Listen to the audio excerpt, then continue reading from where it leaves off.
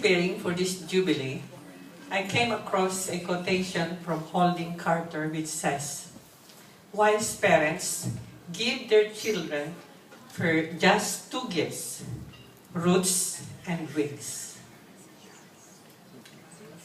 Roots that gives us a sureness of belonging to someone, belonging to our family, and a certain knowledge that whatever happens, there is this love that, as always, will be waiting whenever I decide to come home. A sound and healthy roots nourished me and gave me a firm grounding, a soil where I can grow, is what my parents had given me. And for that, I'm most grateful. Wings. Yes, wings that set me free.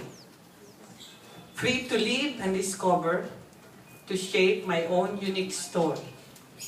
Different from my brothers and sisters. Wings. Literally, when I was making my discernment of whether I will enter or not, I was filled with tension. Because I said, there's one thing I was grappling with. I was a great traveler before I entered. Tessie was my partner in crime and Isabel Reyes. That practically every weekend in Chicago, we go from town to town, state to state. And wings, yes, that's what my parents gave me. At 19, she set me free. I did not fly just from Marinduque to Manila, or from Manila to Davao, or Manila to Chicago. Literally, I think God has a sense of humor because I thought that I will not be able to fly anymore. When I entered, that was a transition period, and it was like the only place we can go to is the dentist and the doctor. So I said, wow, what am I giving up? But God's sense of humor is now that I am in the Senacan and in my 50th year, I said, I'm the one getting tired of flying.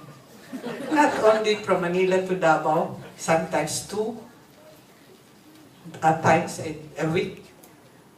Not only from Davao to the Southeast Asia, but from wherever God calls me. And then now it's me who's complaining. I said, God, I'm getting tired of flying. That sometimes I wake up in the morning and I say, where am I? Sleeping in different beds most of the time when I'm giving retreats in Davao, especially where we don't have a retreat house. And we have to give retreats in other retreat houses. It means sometimes waking up not knowing where you are. And I'd say, where am I?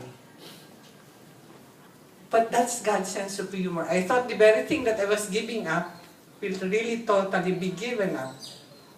But like Abraham, when he gave up his son Isaac, Isaac was given back to him.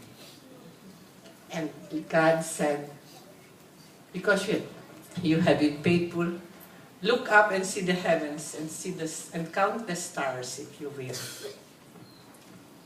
And I think the other struggle I have was, now I cannot have any children anymore. And I cannot go on dates anymore. But one time, our helper in Davao said, Sister, ang daming dates mo ngayon. May matanda, may bata. Sabi mo, wala kayong boyfriend. Bakit ang dami mong boyfriends? That's God's sense of humor. In the ministry that I find myself in, I don't just minister to women or children, but to men, women, and children, priests and religious. And it has been a very fruitful life. Something I never imagined when I said yes to my God. And today, I am overwhelmed by the gracious love that each one of you, my dear friends, have shown me. people who surprised me coming from LA, like Cora Samson, the first group from Barranca to whom I ministered to with the choir. This afternoon, she came and I was totally surprised because she flew all the way from LA to here, to be here for this Jubilee. And Grace Valente came from Canada with her husband. Totally, God's surprises is unimaginable. And the first retreat I gave in Singapore was attended by Anna and Janet, both from IBM Singapore. And they came just to attend this Jubilee to celebrate God's faithfulness to us. And after this celebration, they fly back to Singapore. I said, God really is filled with surprises. And God's generosity cannot be outdone. And certainly, you and without you, I don't think I would have been able to do as much of the ministry entrusted to us, if not for your loving support. The third thing that I would like to mention especially is part of God's surprise. When I look back at my life of 50 years in religious life, and especially these last 13 years in Davao, I would say, I never thought I would have that strength that I never imagined I have. Especially on those days where I practically experienced Gethsemane, Calvary, but at the same time, resurrection. I'm most grateful to Father Ed, who was my companion in the Passion, Death, and Resurrection during those days. He has helped me so much in this growth to fuller life. And I'd like also to thank very especially Peli Villarreal, who made an effort to be here. Peli was my first Senecal spiritual director. One who prepared the way that made these 50 years possible for me. It's a life that's totally overwhelming. And I'd like to also thank my grandnephew Raja, who took the place of my brother, who is supposed to have read this first reading today. When I last saw my brother, I said, "Will you be here for my Jubilee? I'd like to invite you to read the first reading." He said, "Maybe Raja can do it for me." He did not think that death was coming to him. And so, I made it a point that Raja would make the first reading. And my favorite cousin, who has the heart of a mystic, Yung Yeba, graced us also with his presence by doing the second reading.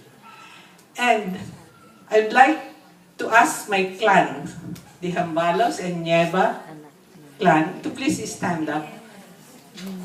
And I just want my friends in the Senecal to know that without you,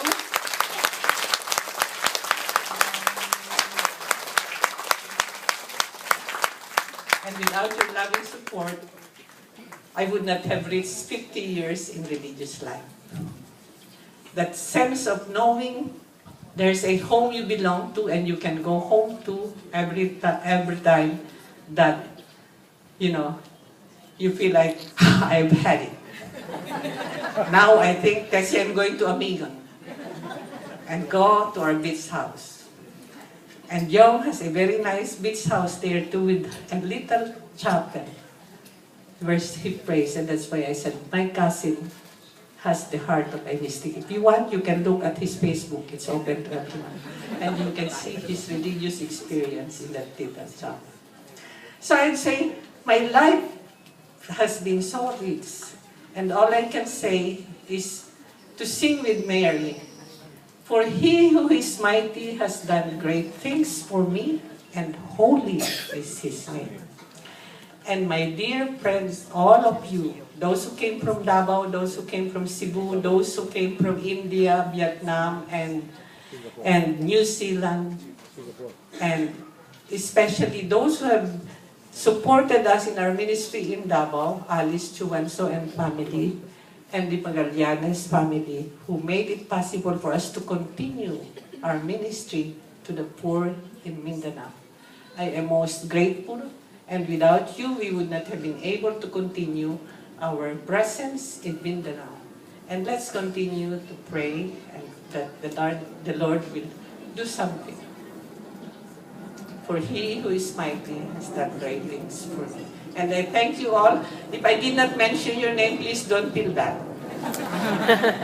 I don't want you to feel hungry, that's why. So, thank you very much.